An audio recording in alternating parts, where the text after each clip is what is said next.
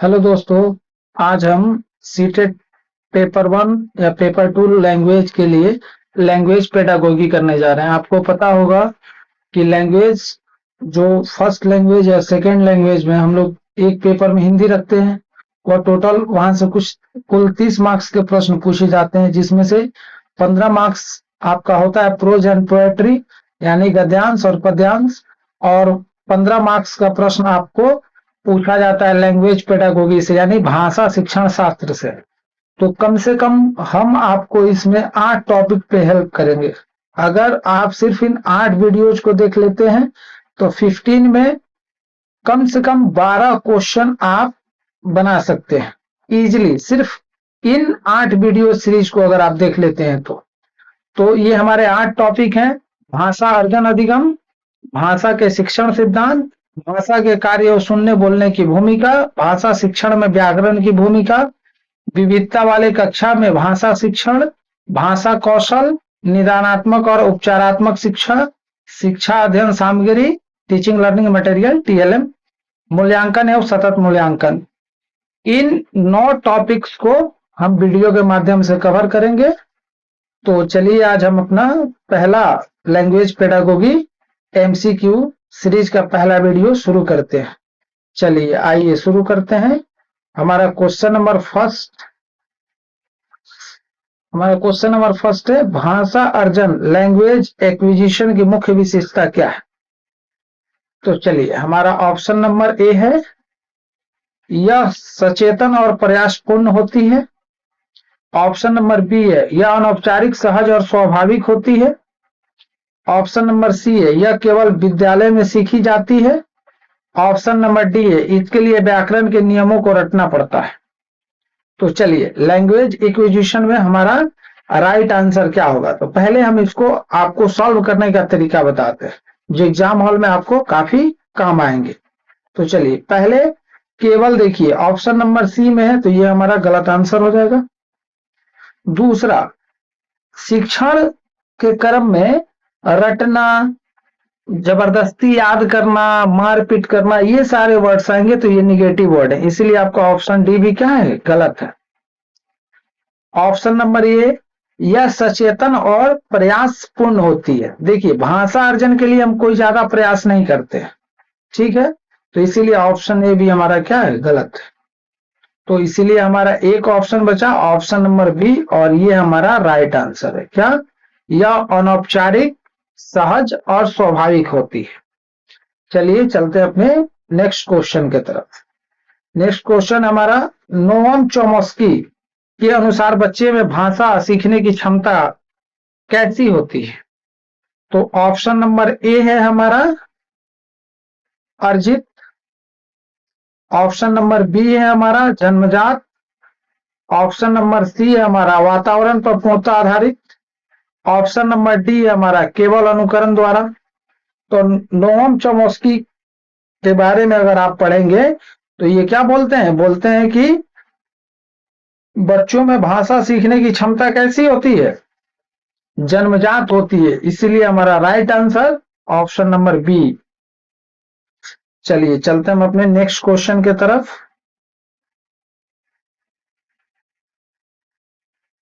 चलिए next question हमारा question number 3, भाषा अधिगम लैंग्वेज लर्निंग की प्रक्रिया कैसी होती है। ऑप्शन नंबर ए, अचेतन और प्राकृतिक, ऑप्शन नंबर बी, सचेतन नियमबद्ध और प्रयासपूर्ण, ऑप्शन नंबर सी, केवल परिवार तक सीमित, ऑप्शन नंबर डी, बिना किसी पाठ्य पुस्तक के। तो चलिए बताइए भाषा अधिगम लैंग्वेज लर्निंग कैसी प्रक्रिया होती है। तो क्वेश्चन नंबर 3 का हमारा राइट आंसर है ऑप्शन नंबर बी, सचेतन नियमबद्ध और प्रयासपूर्ण। अचेतन और प्राकृतिक ऐसे गलत हो जाएगा, यहाँ केवल है ऑप्शन सी, ऐसे गलत हो जाएगा, बिना किसी पाठ्य पुस्तक के ऑप्शन डी भी गलत है। चलिए next question, question number D के 4 की तरफ चलते हैं। भाषा अधिग्रहण यंत्र लैंग्वेज एक्विजिशन डिवाइस लैड की अवधारणा किससे संबंधित है। Option number A, BF Skinner, option number B, Jean पियाजे, option number C, Noam Chomsky, option number D, Lev Vygotsky. तो चलिए लैंग्वेज एक्विजिशन डिवाइड की अवधारणा किससे संबंधित है। तो क्वेश्चन नंबर 4 का आपका राइट आंसर है क्या? Option number C, Noam Chomsky. चलिए चलते हैं हम अपने नेक्स्ट क्वेश्चन की तरफ। हमारा नेक्स्ट क्वेश्चन क्या है? Question number 5। स्टीफन क्रैसन के अनुसार बोधगम्य इनपुट कंप्रिहेंसिबल इनपुट I+A का अर्थ है। ऑप्शन नंबर ए, बच्चे के वर्तमान स्तर से थोड़ा उच्च स्तर का भाषाई अनुभव। ऑप्शन नंबर बी, अत्यधिक कठिन व्याकरणिक नियम। ऑप्शन नंबर सी, केवल मातृभाषा का अनुवाद। ऑप्शन नंबर डी, कठिन शब्दों की सूची को याद करना। तो इस क्वेश्चन को बनाने के लिए सबसे पहले आपको क्या ध्यान रखना है? निगेटिव वर्ड्स आपको बहुत ज्यादा हेल्प करेगा एग्जामिनेशन हॉल में। जैसे यहाँ केवल निगेटिव वर्ड है, केवल मातृभाषा का अनुवाद गलत हो जाएगा। कठिन शब्दों की सूची याद करना, इससे भाषा नहीं आएगी। कठिन शब्दों यानी ये भी गलत। अत्यधिक कठिन यानी ये भी निगेटिव है, गलत। तो एक ही ऑप्शन बचता है आपका, क्या? ऑप्शन नंबर ए, बच्चे के वर्तमान स्तर से थोड़ा उच्च स्तर का भाषाई अनुभव। चलिए चलते हैं नेक्स्ट क्वेश्चन की तरफ। प्राथमिक स्तर पर बालक अपनी प्रथम भाषा लैंग्वेज 1 का क्या करता है? चलिए, ऑप्शन नंबर ए आपका अधिगम। ऑप्शन नंबर बी आपका अर्जन। ऑप्शन नंबर सी आपका अनुवाद। ऑप्शन नंबर डी आपका निगमन। तो चलिए बताइए, क्वेश्चन नंबर 6 का हमारा राइट आंसर क्या है? प्राथमिक स्तर पर बालक अपनी प्रथम भाषा का क्या करता है? अर्जन करता है, यानी कि एक्विजिशन करता है। चलिए चलते हैं अपने नेक्स्ट क्वेश्चन की तरफ। Question number 7।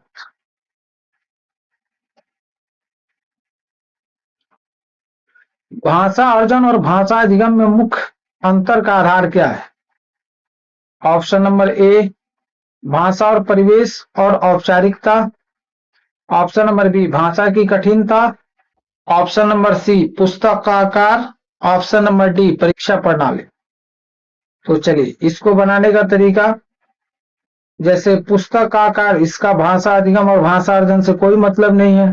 परीक्षा प्रणाली का कोई मतलब नहीं है। भाषा की कठिनता, ये क्या है? निगेटिव वर्ड है, तो ऐसे ही गलत हो जाएगा। तो एक ऑप्शन बचा, वो ऑप्शन आपका राइट ऑप्शन है, ऑप्शन नंबर ए। चलिए चलते हैं अपने नेक्स्ट क्वेश्चन की तरफ। Question number 8। लेव वाइगोत्स्की के अनुसार भाषा विकास का मुख्य साधन क्या है? ऑप्शन नंबर ए है आपका सामाजिक अंतरक्रिया, social interaction. Option number B आपका जैविक परिपक्वता। ऑप्शन नंबर सी है आपका यांत्रिक अभ्यास। ऑप्शन नंबर डी आपका पुरस्कार और दंड। तो लेव वाइगोत्स्की को आपने पढ़ा होगा। तो लेव वाइगोत्स्की किसकी बात करते हैं? तो लेव वाइगोत्स्की बात करते हैं सामाजिक अंतरक्रिया, सोशल इंटरैक्शन से बच्चा भाषा सीखता है। तो चलिए चलते हैं अपने नेक्स्ट क्वेश्चन, क्वेश्चन नंबर 9 की तरफ। चलिए, क्वेश्चन नंबर 9 है हमारा, जीन पियाजे के अनुसार भाषा विकास किस पर निर्भर करता है? तो ऑप्शन नंबर ए हमारा सामाजिक अंतरक्रिया पर। ऑप्शन नंबर बी हमारा संज्ञानात्मक विकास। ऑप्शन नंबर सी हमारा अनुकरण। ऑप्शन नंबर डी हमारा भाषा अधिग्रहण यंत्र पे। तो आप लोग इससे पहले वाले सीडीपी सीरीज का वीडियो आप लोग देखे होंगे, जिसमें हमने मनोवैज्ञानिक का जो सीरीज जो हमारा रहा, उसमें आपने जीन पियाजे का वीडियो देखा होगा। अगर नहीं देखे हैं तो आप प्ले लिस्ट में जाकर के सीटेट 2026 वाले प्ले लिस्ट में जाके जीन पियाजे का वीडियो देखिए, सब कुछ क्लियर हो जाएगा।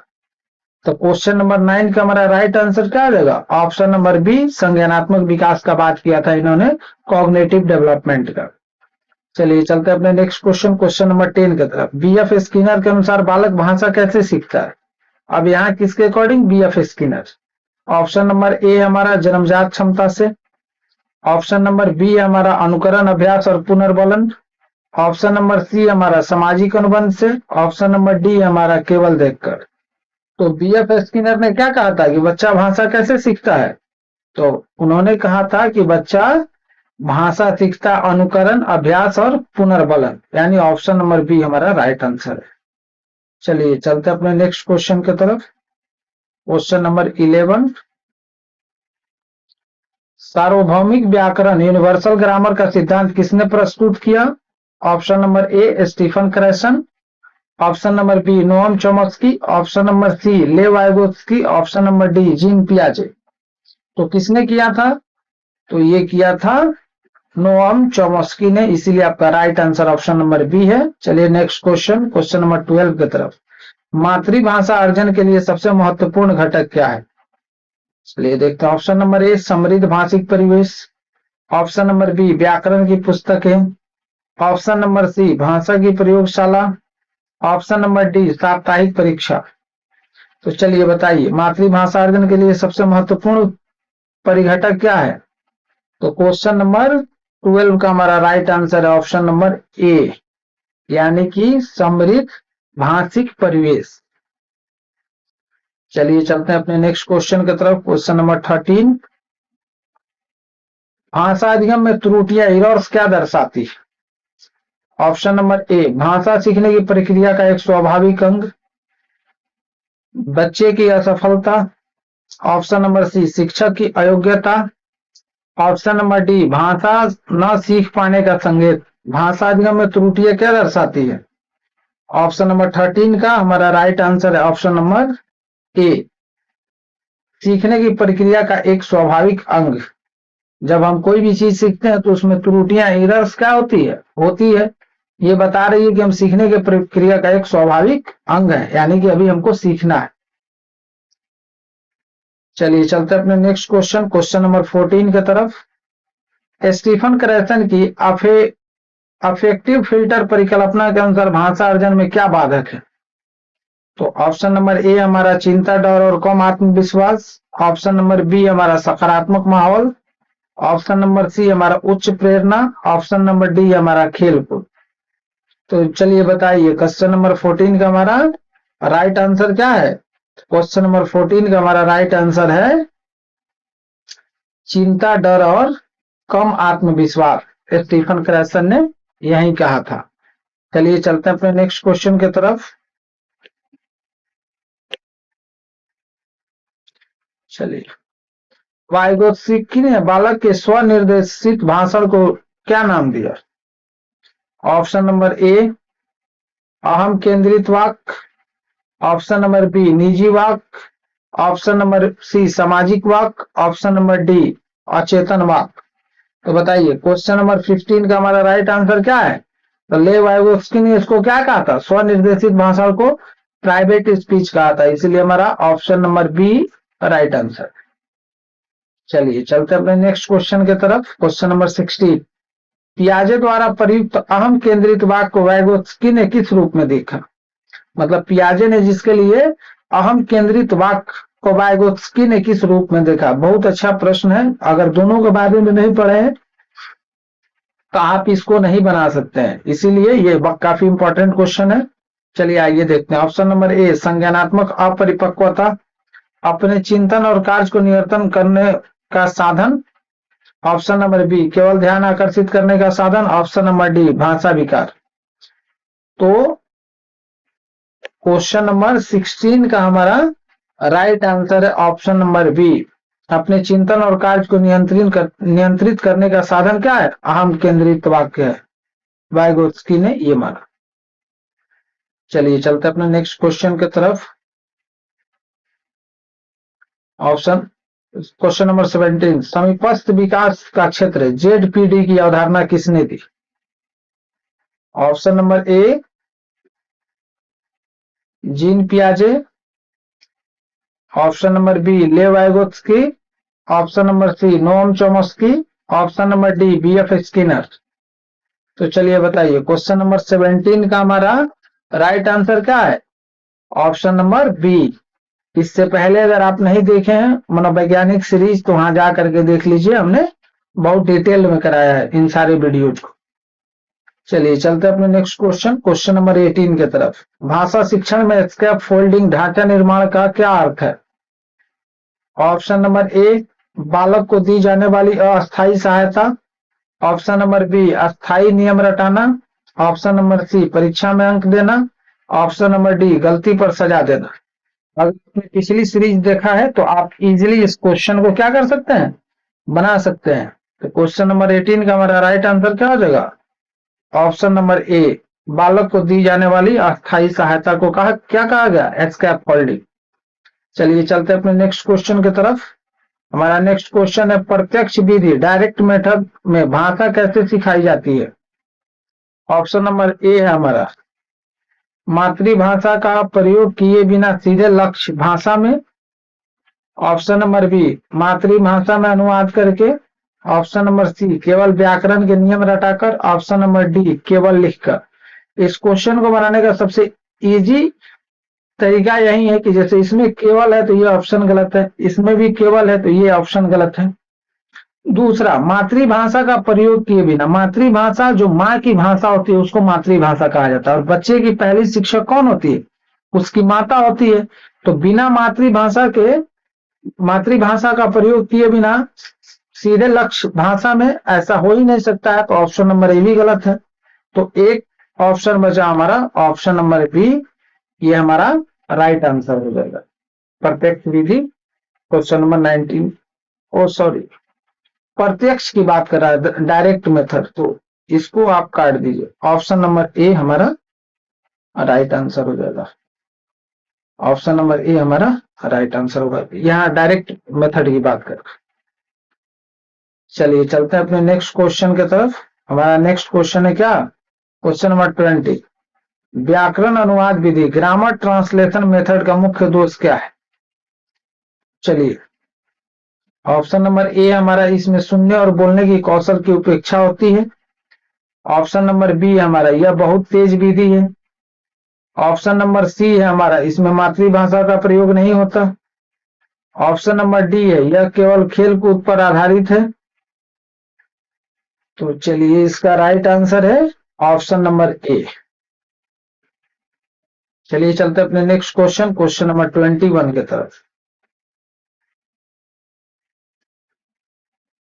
चलिए question number 21 critical period hypothesis का संबंध किससे। ऑप्शन नंबर ए बाल्यावस्था की संवेदनशील अवधि जिसमें भाषा का अर्जन सहज होता है। ऑप्शन नंबर बी परीक्षा का समय। ऑप्शन नंबर सी वृद्धावस्था में सीखने का काल। ऑप्शन नंबर डी व्याकरण रटने का समय। तो क्वेश्चन नंबर 21 का हमारा राइट आंसर है ऑप्शन नंबर ए बाल्यावस्था की संवेदनशील अवधि जिसमें भाषा अर्जन क्या होता है, सहज होता है। इसी को बोला जाता है क्रिटिकल पीरियड हाइपोथेसिस। चलिए चलते हैं अपने नेक्स्ट क्वेश्चन, क्वेश्चन नंबर 12 की तरफ। कक्षा में बहुभाषिकता मल्टीलिंगुअलिज्म को किस रूप में देखा जाना चाहिए। ऑप्शन नंबर ए एक शिक्षण संसाधन के रूप में। ऑप्शन नंबर बी एक बहुत बड़ी रुकावट के रूप में। ऑप्शन नंबर सी शिक्षक के बोझ के रूप में। ऑप्शन नंबर डी अनुशासनहीनता के रूप में। तो चलिए क्वेश्चन नंबर 22 का हमारा राइट आंसर ऑप्शन नंबर ए एक शिक्षण संसाधन के रूप में। तो इसका राइट आंसर है ऑप्शन नंबर ए। बहुभाषिकता क्या है, एक शिक्षण संसाधन के रूप में है। बहुत बड़ी रुकावट गलत, शिक्षक के बोझ के रूप में गलत, अनुशासनहीनता के रूप में भी गलत। चलिए चलते हैं अपना नेक्स्ट क्वेश्चन, क्वेश्चन नंबर 23 की तरफ।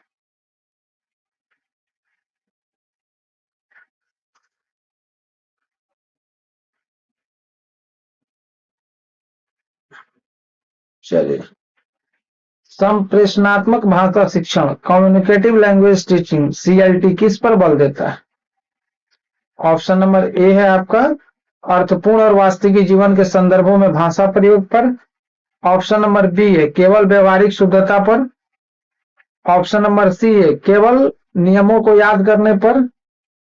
ऑप्शन नंबर डी है शब्दकोश रटने पर। तो चलिए क्वेश्चन नंबर 23 का हमारा राइट आंसर क्या हो जाएगा, ऑप्शन नंबर ए यानी कि अर्थपूर्ण और वास्तविक जीवन के संदर्भों में भाषा प्रयोग पर। चलिए चलते हैं अपने नेक्स्ट क्वेश्चन, क्वेश्चन नंबर 24 की तरफ।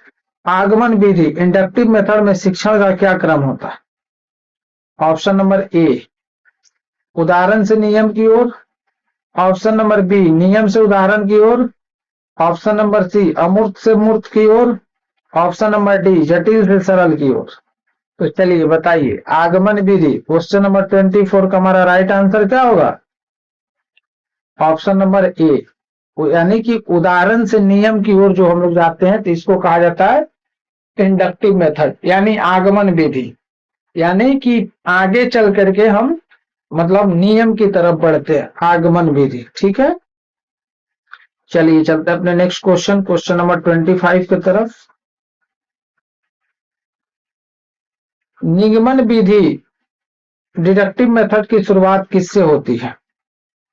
ऑप्शन नंबर ए है हमारा नियम या परिभाषा बताने से। ऑप्शन नंबर बी हमारा उदाहरण देने से। ऑप्शन नंबर सी हमारा चित्र दिखाने से। ऑप्शन नंबर डी हमारा कहानी सुनाने से। तो चलिए बताइए क्वेश्चन नंबर 25 का राइट आंसर क्या होगा? ऑप्शन नंबर ए नियम या परिभाषा बताने से।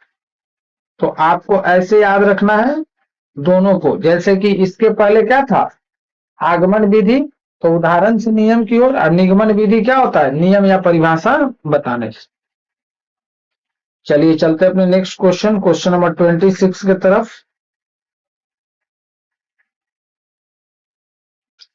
भाषा कौशलों का सही मनोवैज्ञानिक क्रम क्या है? तो चलिए ऑप्शन नंबर ए है सुनना, बोलना, लिखना, पढ़ना, LSRW। ऑप्शन नंबर बी है लिखना, पढ़ना, बोलना, सुनना। ऑप्शन नंबर सी है बोलना, सुनना, लिखना, पढ़ना। ऑप्शन नंबर डी है पढ़ना, लिखना, सुनना, बोलना। तो बताइए क्वेश्चन नंबर 26 का हमारा राइट आंसर क्या होगा?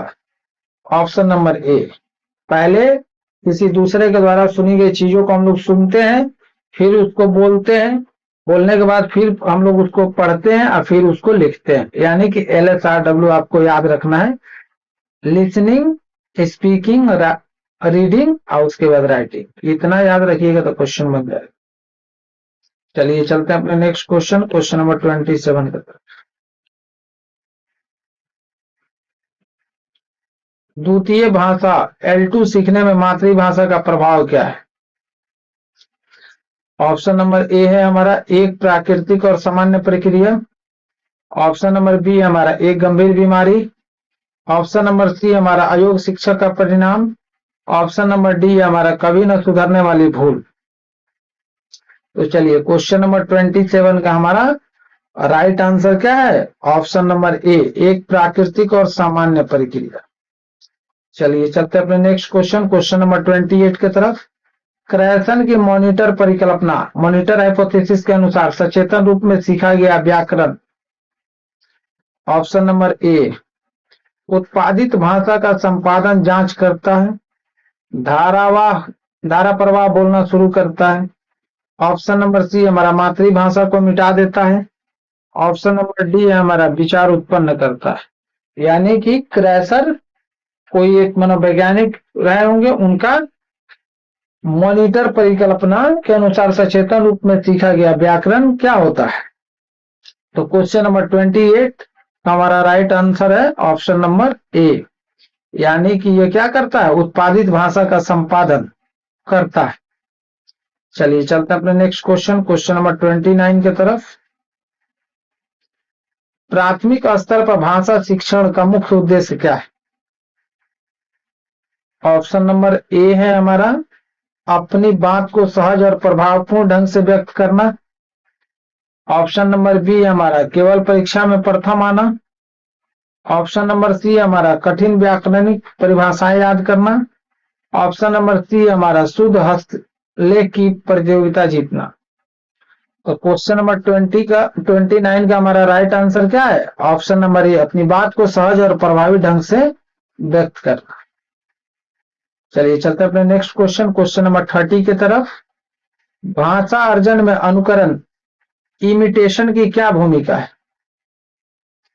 ऑप्शन नंबर ए हमारा यह प्रारंभिक भाषिक विकास में सहायक होता है। ऑप्शन नंबर बी हमारा यह एकमात्र तरीका है जिससे पूरी भाषा सीखी जा सकती है। ऑप्शन नंबर सी हमारा इससे बच्चे की सोच खत्म हो जाती है। ऑप्शन नंबर डी हमारा इसका कोई महत्व नहीं। भाषा और अर्जन में अनुकरण, इमिटेशन की क्या भूमिका है? तो क्वेश्चन नंबर 30 का हमारा राइट आंसर क्या है? ऑप्शन नंबर ए, यह प्रारंभिक भाषिक विकास में सहायक होता है। चलिए चलते अपने नेक्स्ट क्वेश्चन, क्वेश्चन नंबर 31 के तरफ।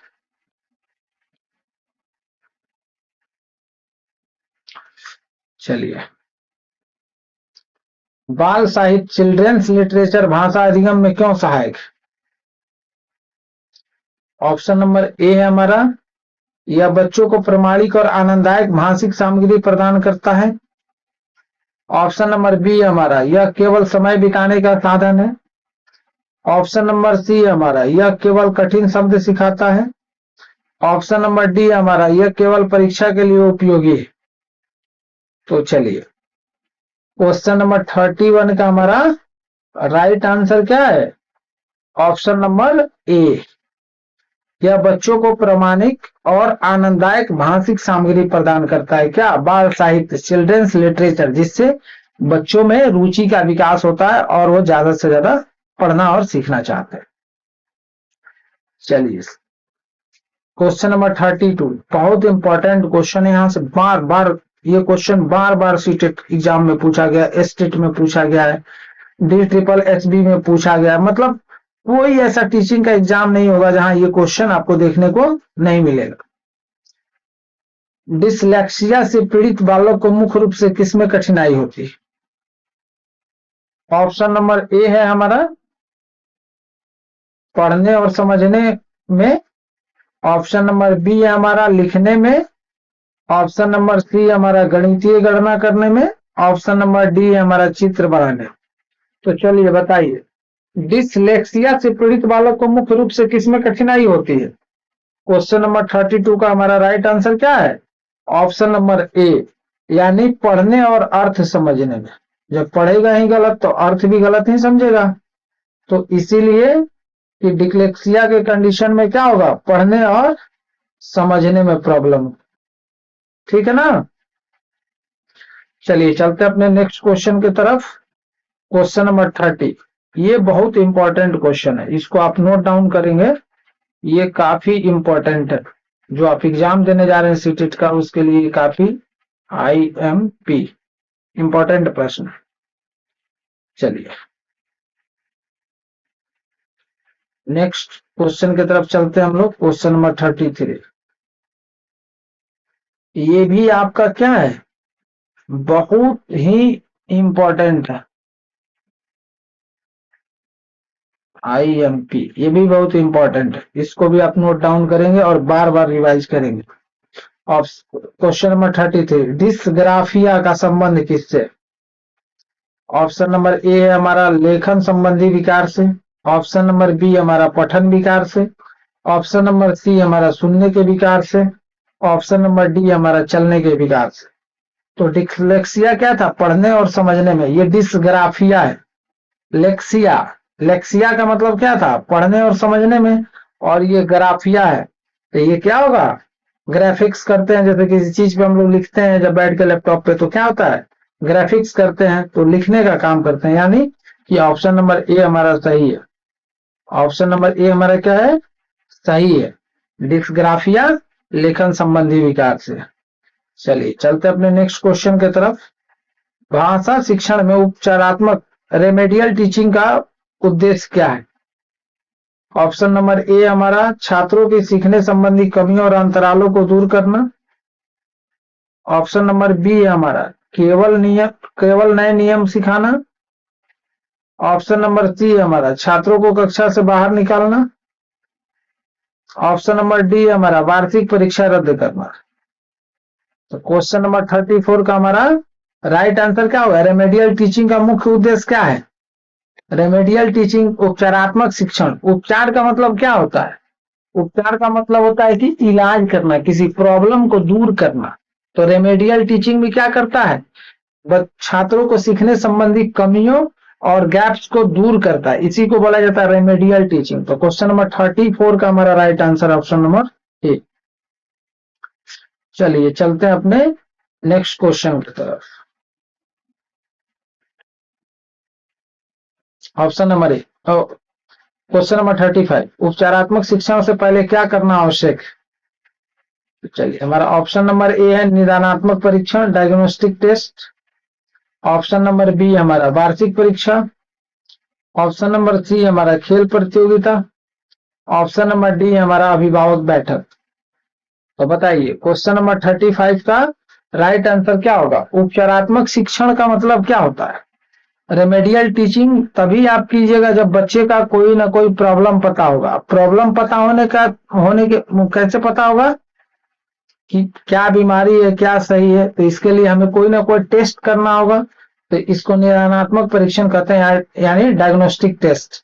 यानी कि आपका ऑप्शन नंबर ए राइट आंसर है। चलिए क्वेश्चन नंबर 36 बहुत इंपॉर्टेंट क्वेश्चन है, बहुत इजी क्वेश्चन। पोर्टफोलियो क्या है?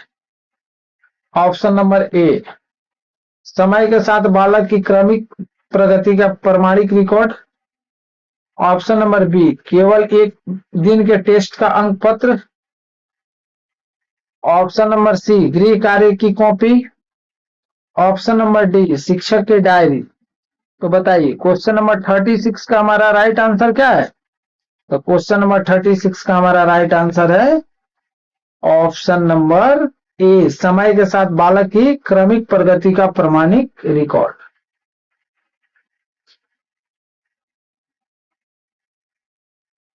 चलिए चलते हैं अपने नेक्स्ट क्वेश्चन की तरफ। नेक्स्ट क्वेश्चन हमारा क्या? Question number 37।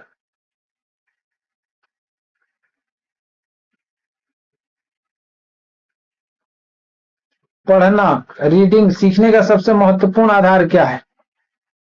ऑप्शन नंबर ए है आपका लिखी हुई सामग्री का अर्थ ग्रहण करना। ऑप्शन नंबर बी है केवल शब्दों का तेज उच्चारण करना। ऑप्शन नंबर सी है वर्णमाला याद करना। ऑप्शन नंबर डी है बिना रुके पढ़ना। तो पढ़ना सीखने का सबसे महत्वपूर्ण आधार क्या है?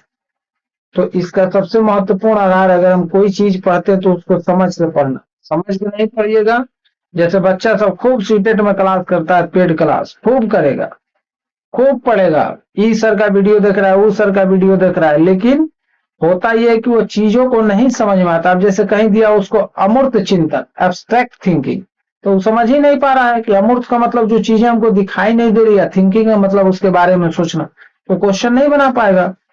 तो यानी कि पढ़ने का सबसे अच्छा या महत्वपूर्ण आधार क्या है? कि लिखी हुई सामग्री का अर्थ ग्रहण करना, यानी ऑप्शन नंबर ए आपका राइट आंसर। चलिए नेक्स्ट क्वेश्चन। प्राथमिक कक्षा में सृजनात्मक लेखन, क्रिएटिव राइटिंग को बढ़ावा देने से क्या होता है? ऑप्शन नंबर ए मौलिक और चिंतन स्वतंत्र अभिव्यक्ति का विकास। ऑप्शन नंबर बी केवल सुंदर लिखावट का विकास। ऑप्शन नंबर सी नियमों को रटने की क्षमता। ऑप्शन नंबर डी नकल करने की आदत। तो क्वेश्चन नंबर 38 का हमारा राइट आंसर क्या होगा? क्रिएटिव राइटिंग को बढ़ावा देने से क्या होता है? बच्चे के अंदर मौलिक चिंतन बढ़ेगा और स्वतंत्र अभिव्यक्ति का विकास होगा। इसीलिए हमारा क्वेश्चन नंबर 38 का राइट आंसर है ऑप्शन नंबर ए। चलिए चलते हैं अब अपने नेक्स्ट क्वेश्चन की तरफ।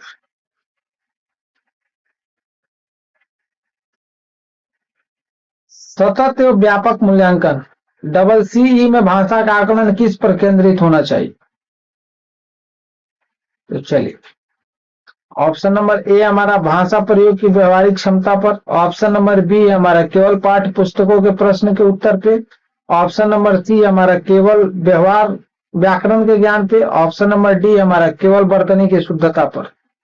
तो चलिए इसका राइट आंसर हमारा क्या हो जाएगा? इसका राइट आंसर हो जाएगा हमारा भाषा प्रयोग की व्यवहारिक क्षमता पे, कि जो हम लैंग्वेज यूज कर रहे हैं उसका अप्लाइड कैपेसिटी जो होगा वो क्या करेगा? सतत एवं व्यापक मूल्यांकन को सेंट्रलाइज करेगा। इसीलिए हमारा राइट आंसर है ऑप्शन नंबर ए।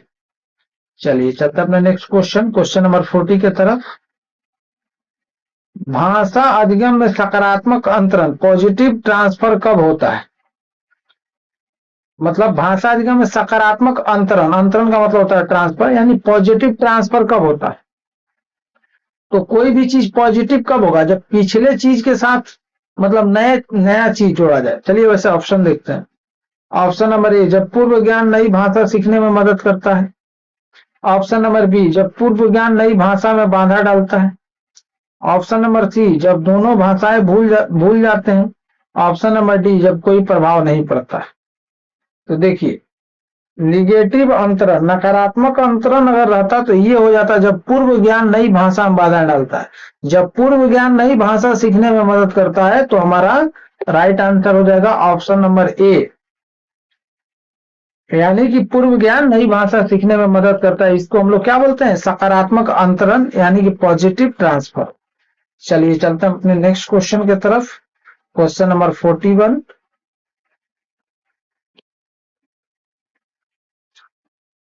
भाषा की कक्षा में ओपन एडेड, खुले अंत वाले प्रश्न पूछने का क्या लाभ है?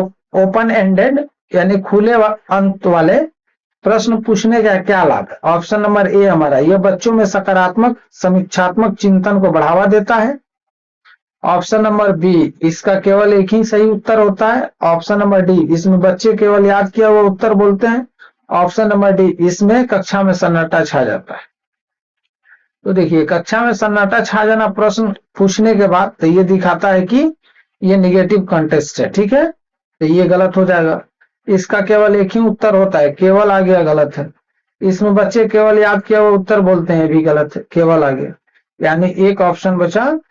तो 41 का राइट आंसर ऑप्शन नंबर ए। चलिए नेक्स्ट क्वेश्चन की तरफ चलते हैं। Question number 42, natural of order hypothesis, natural order hypothesis के अनुसार क्या सत्य है? चलिए, ऑप्शन नंबर ए है हमारा, भाषा के व्याकरणिक नियम एवं स्वाभाविक और पूर्वानुमानित क्रम में अर्जित होते हैं। ऑप्शन नंबर बी हमारा, सभी नियम एक साथ सीखे जाते हैं। ऑप्शन नंबर सी हमारा, कठिन नियम पहले सीखे जाते हैं। ऑप्शन नंबर डी हमारा, भाषा सीखने का कोई क्रम नहीं होता। तो नेचुरल ऑर्डर ऑर्डर हाइपोथेसिस में क्या होता है? व्याकरणिक नियम एक स्वाभाविक और पूर्वानुमानित क्रम में अर्जित होते हैं, ठीक है, तो इसीलिए हमारा राइट आंसर हो जाएगा ऑप्शन नंबर ए। चलिए चलते हैं अपने नेक्स्ट क्वेश्चन की तरफ। क्वेश्चन नंबर 43,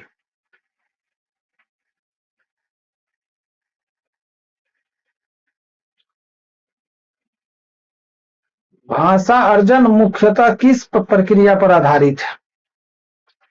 ऑप्शन नंबर ए, अचेतन प्रक्रिया पर। ऑप्शन नंबर बी, सचेतन प्रक्रिया पर। ऑप्शन नंबर सी, यांत्रिक रटने पर। ऑप्शन नंबर डी, केवल परीक्षा देने पर। तो बताइए, क्वेश्चन नंबर 43 का हमारा राइट आंसर क्या है?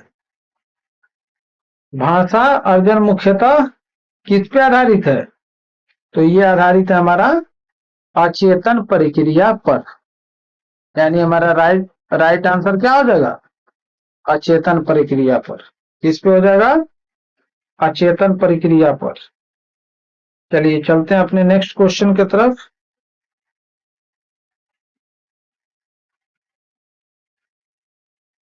तो हमारा नेक्स्ट क्वेश्चन क्या है? क्वेश्चन नंबर 44, भाषा अधिगम मुख्यतः किस प्रक्रिया पर आधारित है? तो भाषा अर्जन क्या होगा? अचेतन प्रक्रिया पर, लेकिन भाषा अधिगम जब पूछेगा तो ये होगा सचेतन प्रक्रिया पर, यानी कॉन्शियस प्रोसेस है, ठीक है। तो यहाँ ऑप्शन है सचेतन प्रक्रिया एवं सप्रयास प्रक्रिया पर। ऑप्शन नंबर बी, अचेतन प्रक्रिया पर। ऑप्शन नंबर सी, बिना किसी शिक्षक के। ऑप्शन नंबर डी, केवल घर के माहौल। तो भाषा अधिगम का जब बात होगा, लैंग्वेज लर्निंग का जब बात होगा, तो हम लोग इसको मानेंगे सचेतन एवं सप्रयास प्रक्रिया पर। भाषा अर्जन का जब बात होगा तो क्या मानेंगे? अचेतन प्रक्रिया पर। चलिए चलते हैं अपने नेक्स्ट क्वेश्चन की तरफ। क्वेश्चन नंबर 45, एक बहुभाषी कक्षा में शिक्षक को क्या करना चाहिए? बहुभाषी कक्षा में यानी मल्टीलिंग्विस्टिक क्लास में शिक्षक को क्या करना चाहिए?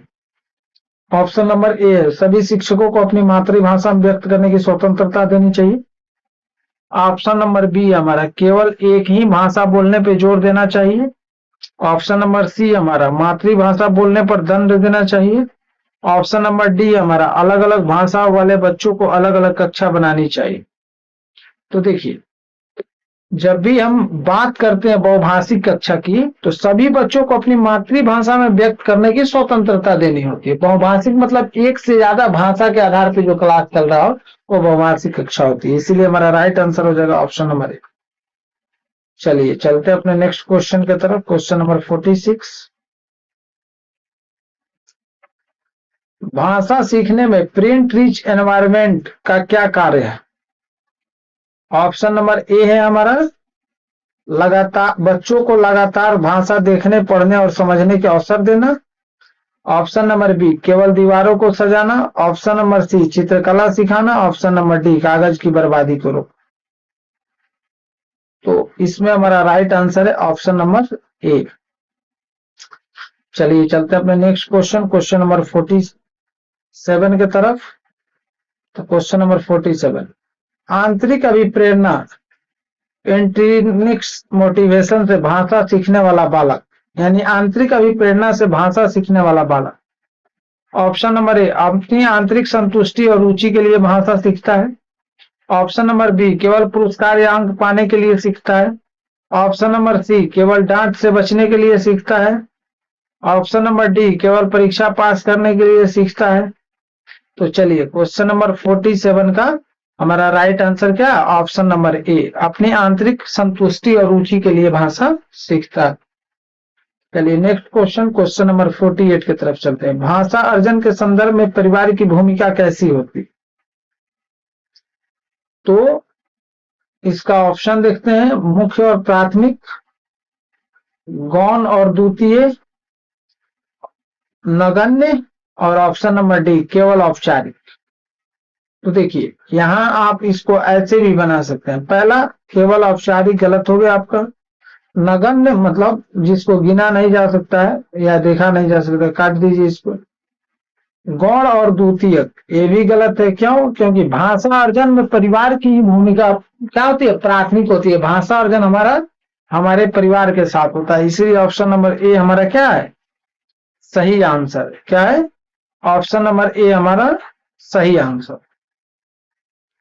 चलिए नेक्स्ट क्वेश्चन है हमारा क्वेश्चन नंबर 49, भाषा अधिगम के संदर्भ में विद्यालय की भूमिका कैसी होती है? ऑप्शन नंबर ए हमारा द्वितीयक और औपचारिक। ऑप्शन नंबर बी हमारा प्राथमिक और अनौपचारिक। ऑप्शन नंबर सी कोई भूमिका नहीं होती। ऑप्शन नंबर डी केवल खेल कूद तक सीमित। तो देखिए अभी आपने देखा कि पहली भूमिका जो थी प्राथमिक और मुख्य भूमिका थी वो भाषा अर्जन में, लेकिन भाषा अधिगम का बात कहेगा तो ये क्या हो जाएगा? द्वितीय और औपचारिक। तो इसलिए हमारा राइट आंसर है ऑप्शन नंबर ए। चलिए चलते अपने आज के सेशन के लास्ट क्वेश्चन की तरफ, क्वेश्चन नंबर 50। और इस प्रश्न को जितने भी लोग हल करेंगे तो उनका आंसर क्या रहा इसको आप लोग कमेंट बॉक्स में कमेंट कीजिएगा। और या नेक्स्ट किस टॉपिक पे आप चाहते हैं एमसीक्यू, उसके लिए भी आप कमेंट कर सकते हैं। चलिए क्वेश्चन नंबर 50, शिक्षक के लिए भाषा अर्जन और अधिगम का अंतर समझना क्यों आवश्यक? ऑप्शन नंबर ए शिक्षार्थियों की आवश्यकता के अनुसार सही शिक्षण विधियां और माहौल तैयार करने के लिए। ऑप्शन नंबर बी केवल पाठ्य पुस्तक जल्दी खत्म करने के लिए। ऑप्शन नंबर सी बच्चों को श्रेणीबद्ध करने के लिए। ऑप्शन नंबर डी केवल परीक्षा पेपर तैयार करने के लिए। तो देखिए इसका दो आंसर तो ऐसे गलत है, केवल पाठ्य पुस्तक जल्दी खत्म करने के लिए, केवल परीक्षा पेपर तैयार करने के लिए। अब दूसरा कह रहा है कि अर्जन और अधिगम, अर्जन और अधिगम में हमारा कोई श्रेणी क्रम का कोई रैंक का कोई ई नहीं है। तो हमारा एक ऑप्शन बचा, तो option number A it will be our right answer. तो जो भी दोस्त इस वीडियो को देख रहे हैं या जो भी स्टूडेंट इस वीडियो को देख रहा है तो उसके 50 में कितने मार्क्स रहे तो उसको क्या करना है? कमेंट करना है। और ऊपर में उसने कितना मार्क्स पाया उसको कमेंट करना है। ठीक है, थैंक्स फॉर वॉचिंग।